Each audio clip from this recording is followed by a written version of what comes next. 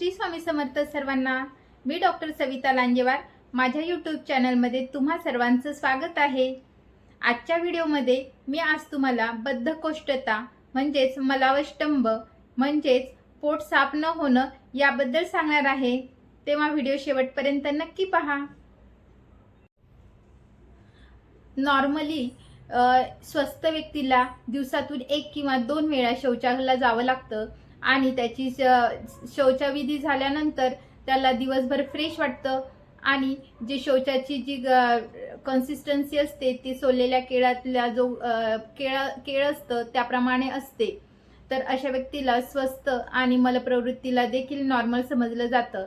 या व्यतिरिक्त जर तुम्हाला 1 दिवसाआड 2 दिवसाआड किंवा 3 दिवसाआड जर मलप्रवृत्ती होत असेल, शौचाच्या वेळी जोर लावावा लागतो, शौचास कडक होते किंवा शौचविधी आटोपून सुद्धा पुन्हा जायचं मन होतं, गुदभागी दुखते, तुम्हाला आव पडते, याचा अर्थ तुम्हाला कॉन्स्टिपेशन आहे, तुम्हाला बद्धकोष्ठता आहे।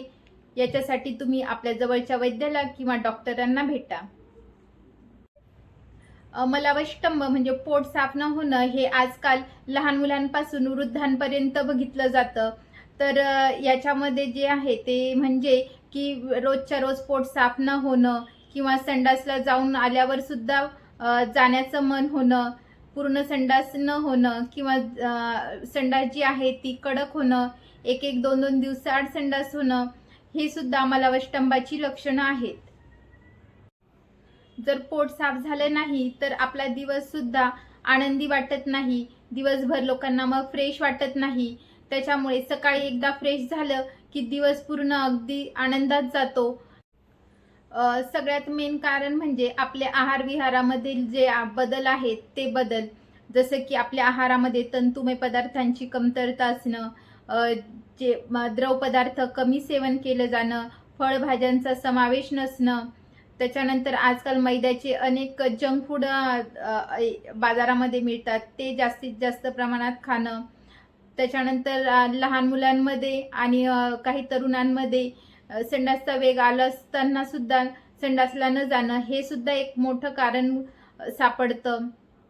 त्याच्यानंतर आपण खूप व्यायाम करणं, त्याच्यामुळे आपल्या शरीरामध्ये ड्रायनेस येतो आणि बिलकुलच व्यायाम न करणं म्हणजे बसल्या जागी खाणं किंवा खाऊन झोपणं आणि लगेच एका ठिकाणी बसणं, अशामुळे सुद्धा वजन वाढतं आणि त्या वजनाचं प्रेशर आपल्या आतड्यांवर येतं। नैराश्य म्हणजे डिप्रेशन, रागराग करणं किंवा अतिक्रोध करणं, या सर्वांचा परिणाम आपल्या पचनशक्तीवर होतो आणि याच्यामुळे पचनशक्ती कमी होऊन घेतलेला आहार व्यवस्थित पचत नाही आणि अशा लोकांना सुद्धा बद्धकोष्ठतेचा सामना करावा लागतो। ज्या लोकांचं मूळतःच अग्निमांद्य आहे, अग्निमांद्य म्हणजे जाठराग्निमांद्य किंवा पचनशक्ती कमी आहे, अशा लोकांमध्ये सुद्धा बद्धकोष्ठता दिसून येते। तर या अग्निमांद्य कशामुळे होतं, तर जड पदार्थ खाणं म्हणजे मैद्याचे पदार्थ खाणं, भूक न लागता जेवण करणं, मांसाहार करणं, मद्यपान करणं, यामुळे सुद्धा आपली जे पचनशक्ती आहे ती कमी होते। रात्री उशिरा जेवण करणं, रात्री जागरण करणं, दिवसा झोपणं किंवा सकाळी उठून तहान न लागता सुद्धा बरेच जण 2-2, 3-3 ग्लास पाणी पितं, भलेही ते कोमट असो किंवा साधे असो। याच्यामुळे सुद्धा आपलं अग्निमांद्य होतं, कारण की जेव्हा आपल्याला तहान लागते किंवा जेव्हा आपली पचनशक्ती चांगली असते तेव्हाच आपण काही खाल्लं पाहिजे आणि किंवा पिलं पाहिजे। सकाळी पचनशक्ती ही कमी असते, आपण उठल्यानंतर 3 तासानंतर आपली भूक उघडते। आजकाल बरेच लहान मुलं दूध बिस्किट किंवा मॅगी हे तर ठरलेलंच आहे असं झालं आहे। अशा मुलांमध्ये मलावष्टंभ खूप प्रमाणामध्ये दिसून येतो। 2-2, 3-3 दिवस मुलं शौचाकडे जात नाही। मग अशा मुलांना वारंवार सर्दी होणं, ॲलर्जी सारखे प्रॉब्लेम होणं, ह्या गोष्टी सगळ्या दिसून येतात। तर पालकांनी ह्या सगळ्या गोष्टी मुलांना देऊ नये। प्रेग्नन्सीमध्ये सुद्धा पोटाचा भाग वाढल्यामुळे त्याचा प्रेशर आपल्या आतड्यांवर येतं आणि त्याच्यामुळे सुद्धा मलावष्टंभ म्हणजेच बद्धकोष्ठता होण्याचे चान्सेस असतात। बऱ्याच वेळा असं होतं की आपल्याला कडक भूक लागलेली असते, तरी सुद्धा भुकेची वेळेला जेवण न करता लंघन केलं जातं, उपवास केले जातात किंवा काही कारणामुळे वेळेवर जेवण मिळत नाही, अशामुळे सुद्धा बद्धकोष्ठता होण्याचे चान्सेस असतात. बरेच जण अति उपवास करतात, अति लंघन करतात किंवा अति व्यायाम करतात किंवा आजकाल जे डाएटचं फॅड निघालं आहे याच्यामध्ये बिलकुल ते तेल व ऑइली पदार्थ बंद करतात. याच्यामुळे शरीरातील आणि आतड्यांमधील वात वाढतो आणि शौचास साफ न होणे अशी लक्षणे दिसून येतात. बऱ्याच लोकांमध्ये शौचासोबत संडाससोबत आव पडल्यासारखं दिसतं, म्हणजे एक चिकट पदार्थ पडतो. हे सुद्धा एक मलावष्टंभाचंच एक लक्षण आहे. याच्यामध्ये जेवण हे पचन व्यवस्थित झालेलं नसतं, त्यामुळे ही अशी लक्षणं दिसतात. काही ॲलोपॅथिक औषधींचा साईड इफेक्ट म्हणून सुद्धा मलावष्टंभ झालेला दिसून येतो, जसे की कॅल्शियमच्या गोळ्या, आयरनच्या गोळ्या म्हणजे लोहयुक्त गोळ्या, त्याच्यानंतर फिट्सवर दिल्या जाणाऱ्या शरीरावर पायावर जेव्हा सूज येते तेव्हा दिल्या जाणाऱ्या गोळ्या, ह्या आपल्या शरीरामध्ये ड्रायनेस करतात आणि त्याच्यामुळे सुद्धा आतडे सुकते आणि मलावष्टंभ दिसून येतो. तर अशा गोळ्या चालू असताना एकदमच बंद न करता आपल्या डॉक्टरांचा सल्ला घ्यावा. जर एखाद्याच्या आतड्यांमध्ये ऑब्स्ट्रक्शन असेल कुठल्याही कारणाने, जसे की पाईल्स किंवा ट्यूमर, कॅन्सरवाली गाठ किंवा बिना कॅन्सरची गाठ, यामुळे सुद्धा मलावष्टंभ होतो. तंतुमय पदार्थांचे सेवन कमी प्रमाणामध्ये झाल्यावर सुद्धा मलावष्टंभ झालेला दिसून येतो. त्याच्यानंतर काही न्यूरोलॉजिकल प्रॉब्लेममध्ये सुद्धा मलावष्टंभ दिसून येतो. आता जाणून घेऊयात बद्धकोष्ठतेवर आपण काय उपाय करू शकतो. घरच्या घरी सर्वात प्रथम ब्राह्ममुहूर्ते उत्तिष्ठते म्हणजेच पहाटेचा 4 ते 5:30चा काळ हा वाताचा काळ असतो आणि मलमूत्र विसर्जन हे वाताचं काम आहे. तेव्हा पहाटे उठून जर मलप्रवृत्ती झाली तर ती विनासायास आणि व्यवस्थित होते. परंतु तुम्ही 6 ते 10च्या दरम्यान जर उठत असतील तर तो कफाचा काळ असतो आणि कफाच्या काळामध्ये मलप्रवृत्ती ही सकष्ट होण्याचे जास्त चान्सेस असतात. किंवा चहा पिल्यानंतर प्रेशर यायचे एक सवय बनलेली असते किंवा काही जण तर तंबाखू वगैरे खाऊन मग शौचास येते असं सांगतात, परंतु ते सुद्धा योग्य नाही. याची मलावष्टंभाची ट्रीटमेंट अशा लोकांनी घेतली पाहिजे. सुरुवातीला ज्यांना मलावष्टंभ आहे, एकतर त्यांचं अग्निमांद्य असतं, त्याच्यासाठी अग्निदीपन करणं म्हणजे आपला पाचक अग्नी पचनशक्ती वाढवणं हे महत्त्वाचं आहे. त्याच्यासाठी घरच्या घरी तुम्ही अद्रकचा छोटासा तुकडा घेऊन त्याला थोडंसं सैंधव मीठ लावायचं आणि जेवणाच्या अर्धा तास आधी ते चगळून खायचं. याच्यामुळे आपला जो अग्नी आहे, जी भूक आहे ती उघडते आणि खाल्लेलं अन्न पचायला मदत होते. ज्या लोकांचं अग्निमांद्य आहे म्हणजे भूक लागत नाही किंवा खाल्लेलं पचत नाही, अशा लोकांनी काही दिवस लघु आहार घ्यावा. लघु आहार म्हणजे भाताची पेज, मुगाचं कढण असं घ्या. त्याच्यानंतर जेव्हा तुम्हाला आपोआप भूक लागेल, पहिलं खाल्लेलं अन्न पचेल तेव्हा जेवण करा. म्हणजे पचनशक्ती एकदा सुधारली की वारंवार मलावष्टंभ होण्याचे चान्सेस कमी होतात. अजून जर ना भूक लागत नाही, अशा लोकांनी आपल्या जेवणाच्या पहिल्या घासामध्ये हिंगवाष्टक चूर्ण म्हणून एक चूर्ण मिळते, ते 1 चम्मच आपल्या घासामध्ये घेऊन पहिले सुरुवातीला तो घास खावा. याच्यामुळे अग्निदीपन होतं आणि पचन व्हायला सुद्धा मदत होते. किंवा घरच्या घरी तुम्ही थोडीशी अर्धा चम्मच सुंठ आणि अर्धा चम्मच काळी मिरी, छोटा चम्मच तसं मिक्स करून गरम पाण्यातून सुद्धा घेऊ शकता. याच्यामुळे सुद्धा पाचन होण्यास मदत होते.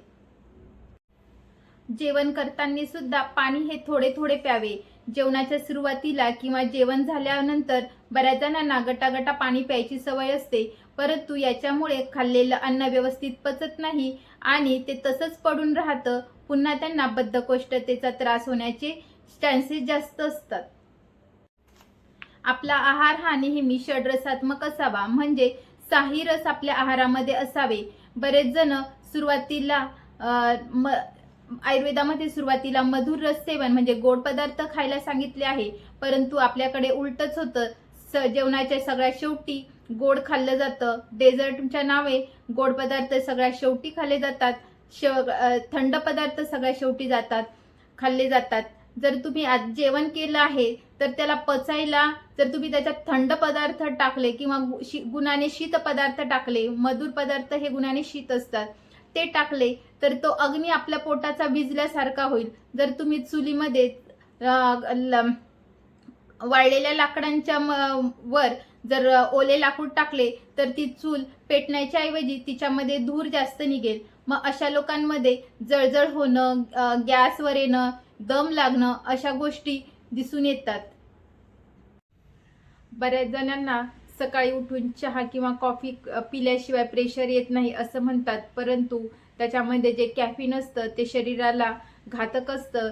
त्याच्यामुळे आपली नर्वस सिस्टीम डाऊन व्हायचे चान्सेस असतात. झोप न येणं, IBS सारखे लक्षणं याच्यामुळे वाढतात. आधी सांगितल्याप्रमाणेच की जंक फूड म्हणजे मैद्याचे पदार्थ टाळले पाहिजे. त्याच्यानंतर तंतुमय पदार्थांचा आपल्या आहारामध्ये समावेश पाहिजे. फळभाज्यांचा आपल्या आहारामध्ये समावेश पाहिजे. सीजनल जे फ्रुट्स असतात ते खायला पाहिजे. बऱ्याच जणी आपल्या मुलांना जर मुलाने जेवण नाही केलं तर पॅकेटचे नूडल्स बनवून देतात. ते जर 2 मिनिटात बनत असतील तर तुम्ही विचार करा, कारण की आपल्याला कोणतंही जेवण पचायला 2 तास तरी लागतात आणि जे गोष्टी 2 मिनिटातच बनणार त्या कशा बनतील आणि कशा पचतील.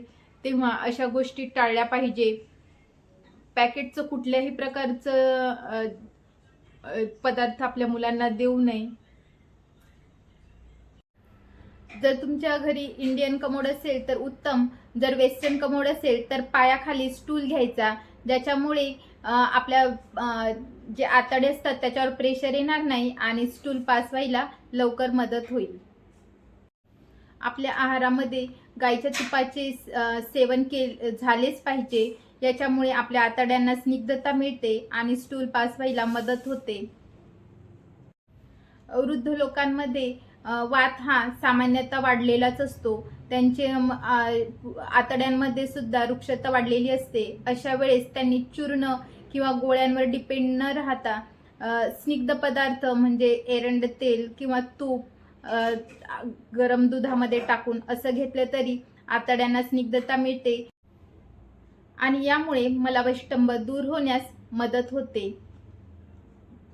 या व्यतिरिक्त आयुर्वेदिक औषधं कुठली घेऊ शकता तर त्रिफळा चूर्ण 1 चमचा कोमट पाण्यामध्ये रात्री झोपण्यापूर्वी तुम्ही घेऊ शकता. त्याच्यानंतर बाजारात अविपत्तिकर चूर्ण म्हणून मिळतं, ते सुद्धा तुम्ही रात्री झोपण्यापूर्वी 1 चमचा कोमट पाण्यामध्ये घ्यावं. 10 ते 12 काळे मनुके पाण्यात भिजू घालावे आणि सकाळी मनुके चावून खावे आणि पाणी प्यावं. याच्यामुळे सुद्धा पोट साफ व्हायला मदत होते. गंधर्व हरितकी चूर्ण म्हणून सुद्धा मिळते. ज्यांना स्निग्धता पाहिजे असते आणि विरेचन म्हणजे पोट पण साफ करायचं असेल अशा वेळेस गंधर्व हरितकी चूर्ण 1 चमचा रात्री झोपण्यापूर्वी कोमट पाण्यामध्ये घ्यावे. ज्यांना आव पडते अशा लोकांनी हरितकी चूर्णामध्ये पाव चमचा सुंठ चूर्ण टाकायचं, सुंठाची पावडर टाकायची. त्याच्यामुळे आव कमी होते आणि पोट साफ व्हायला मदत होते. जास्ती दिवस जर तुम्ही त्रिफळा चूर्ण किंवा कुठलेही चूर्ण जास्ती दिवस खात राहिले तर त्याच्यामुळे शरीरामध्ये रुक्षता वाढण्याची शक्यता असते. म्हणून सर्वात आधी आपला पाचकाग्नी व्यवस्थित करावा आणि शरीरामध्ये रुक्षता वाढणार नाही असा आहार ठेवावा. व्यायाम हा सर्वांनी नित्य नियमाने केला पाहिजे. बैठे काम करणाऱ्यांनी किमान अर्धा ते 1 तास व्यायामासाठी वेळ काढून व्यायाम केला पाहिजे. जर मलबष्टंभाच्या मागे तुमचं जर स्ट्रेस, डिप्रेशन, नैराश्य असेल तर अशा वेळेस तुम्ही योगा, प्राणायाम, ध्यान, धारणा असं ह्या गोष्टी केल्या पाहिजे. प्राणायाममध्ये अनुलोम विलोम, भस्त्रिका असे प्राणायाम केले पाहिजे. मलबष्टंभ असणाऱ्यांनी कोणती आसनं करावी तर यामध्ये पश्चिमोत्तासन, ताडासन, पवनमुक्तासन, वज्रासन, सूर्यनमस्कार ही सर्व आसनं केली पाहिजे. तुम्हाला माझा व्हिडिओ आवडला असल्यास व्हिडिओला लाईक करा. चॅनलला सबस्क्राईब नसेल केलं तर चॅनलला सबस्क्राईब करा. थँक्यू.